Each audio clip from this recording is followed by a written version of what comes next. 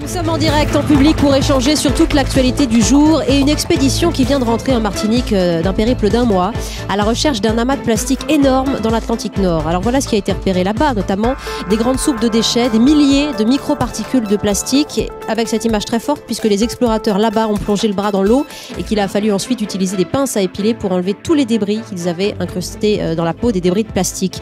C'est le 7e continent de plastique qui maintenant dérive sur toutes les mers et tous les océans du monde. Bonjour Jean-Louis Etienne. Bonjour. Médecin, scientifique, grand explorateur évidemment, je suis ravie que vous soyez ici en direct avec nous. Ce 7e continent, aujourd'hui, on le connaît mieux, il est invisible depuis l'espace, mais vous l'avez déjà rencontré lors de vos expéditions. Comment ça se matérialise ?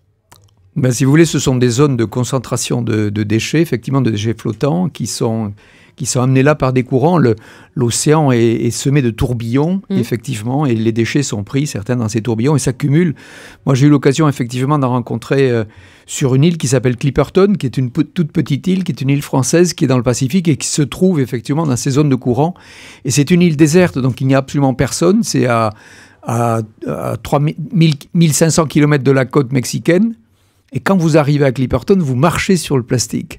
Incroyable. Donc vous voyez, ce sont des zones d'accumulation. Et puis Clipperton, c'est une tête d'épingle dans l'océan. C'est que dalle, c'est un tout petit filet miniature dans cet immense océan. Et c'était bourré de matières plastiques. Ils viennent d'où ces plastiques ?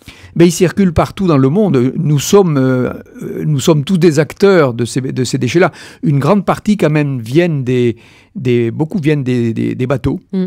On trouve des filets, on trouve un tas de choses, des bouées, et viennent effectivement des régions mais qui deviennent quand même de plus en plus rares, mais qui existent, où on ne traite pas les déchets, où ils sont jetés à l'eau, et tout ce qui flotte termine dans l'océan. Nos poubelles françaises, nos déchets français peuvent aussi terminer dans ces mers, dans ces océans ?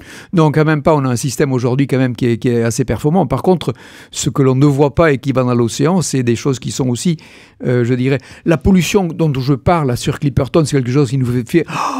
il y a du plastique sur Clipperton, on marche sur le plastique, mais en fait ça c'est la pollution visible qui nous touche. Mais il y a toute la partie invisible. Et effectivement, vous parliez des côtes françaises, on n'a plus, heureusement, ces grandes masses de ces déchets, ces zones de déchets à l'air libre qui amènent tous ces plastiques vers l'océan. Par contre, il y a toutes des molécules, effectivement, qu'on ne filtre pas.